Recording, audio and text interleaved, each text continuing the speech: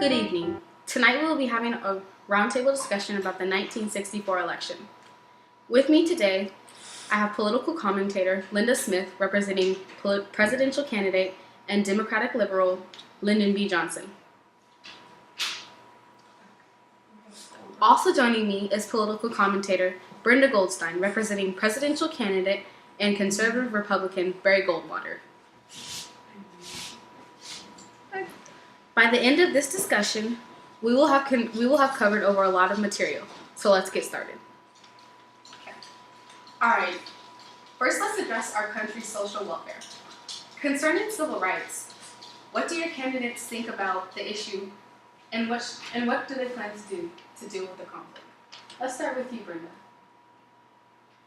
Well, of course, Goldwater, he greatly opposes any form of discrimination based on something such as race or color. Therefore, the idea and goal of the Civil Rights Act is something that he completely agrees with. But however, the issue of discriminating when it comes to how people feel about each other cannot be changed by a simple law. Because racism is more of how people feel rather than like something you can control. So therefore, a federal law cannot be forced upon people when it's their own opinion and feeling. It would be violating the liberties of people and African Americans by giving them false hope that racism would end. Interesting. You, Linda? Well, Johnson understands the struggles of minorities and blacks. He has first-hand experience helping minorities rise above poverty, illiteracy, racism, and things of that matter. Take, for example, his first job as an elementary school teacher. He taught in an all-Mexican American school and believed the only way for children to beat the odds and take a new, more prosperous path in life was through education. During this time, there was little political pressure coming from Washington to help minorities, thus there was little to gain from helping them. You can see where Johnson's heart is. And although Johnson isn't the biggest fan of blacks, he's an idealist. He understands the greater good for the country is more important than his personal views. So that's why when Johnson worked for one of Roosevelt's New Deal agencies, the National Youth Administrations, during the Great Depression, he put in great efforts to alleviate black unemployment. By 1932, he alleviated 50% of it. And so his plans are to essentially educate minorities and lower unemployment to fix the civil rights conflicts. Good strategy. Continuing on this topic of social welfare, how do your candidates feel about the idea of the federal government aiding the country's education? Again, you first, Brenda. Well, Goldwater, he really feels that, federal aid, money for school, for people to have while they go to school, he feels like people think of it as free money. Well, free money, it's just a problem because,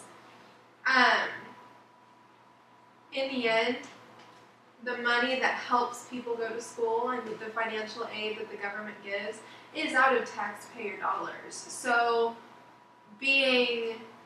Goldwater being a conservative really believes in having low taxes and giving away free money for all the students to go to school. It would just raise tax rates higher and higher and higher the more money we give out. So I just feel like it would just be a burden for the government and taxpayers. Yeah, kids need to find money to go to school, but there are other ways to do it. So he feels that it's just not a big issue and something that we don't need to focus on. Understandable. How about you? Well, excuse me. Johnson believes strongly that the federal government should be actively involved in aiding with the youth and public's education. In fact, he wants to expand on this and continue Roosevelt's New Deal idea, because minorities need more opportunities for education. He's a strong advocate for a fair society. All right. Interesting.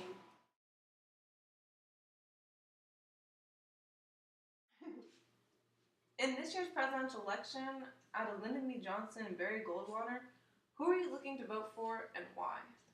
I'll be voting for Johnson this year because I believe in his vision for our country.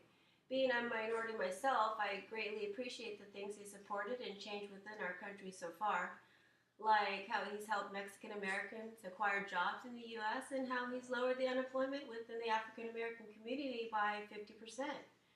I especially like that he's trying to continue with Roosevelt's New Deal program, and also the fact that he shares a lot of the same views as Kennedy did. I'm looking forward to him ending the Vietnam War soon so I can have my son home again. That's nice. Thank you.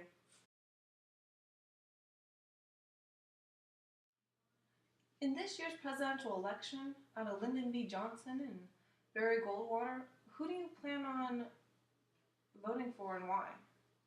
I'm voting for Johnson this coming election because he seems to be a well-experienced man who we can trust in handling the U.S. military matters. He's made it apparent that he wants to avoid nuclear confrontation, and quite frankly, with how hot things have been in Vietnam, I'd hate to see another Hiroshima incident. So hopefully he follows through with his words and puts an end to all this. Aside from that, he seems like he'll bring good qualities to our country. It's about time someone does something about our nation's poverty. Thank you.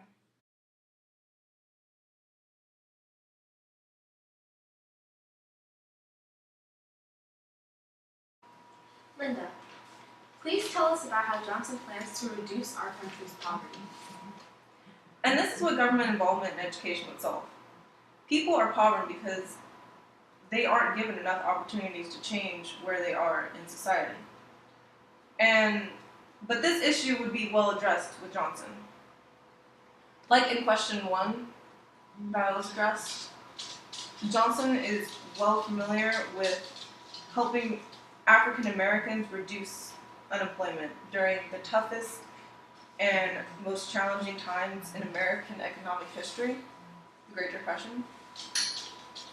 And so he's well equipped to help Americans, specifically poverty Americans.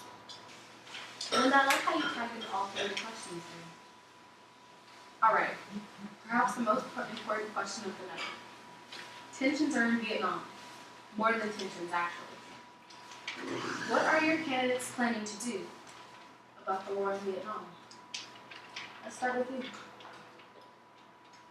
Well, Goldwater believes that we should do whatever it takes to support U.S. troops in Vietnam, but he has suggested the possibility of low-yield nuclear weapons, but however does not advocate for aggressive nuclear force. Goldwater wants to pull out if North Vietnam has too much of an advantage. It's kind of dangerous at the moment, but we are pushing for nuclear weapons, and if we need to take them out of the war, then we need to take them out, but we're going to do whatever it takes to support the troops. So continue the war, but if Vietnam gets the advantage, then we pull out? Yeah, if it just becomes too much, where there's no coming back, we need to pull out right away as fast as possible, because our citizens are in danger if it gets too out of hand. Alright. Linda, tell me what Johnson would do about the war in Vietnam. I can assure you that he is not a supporter of this war in any way whatsoever.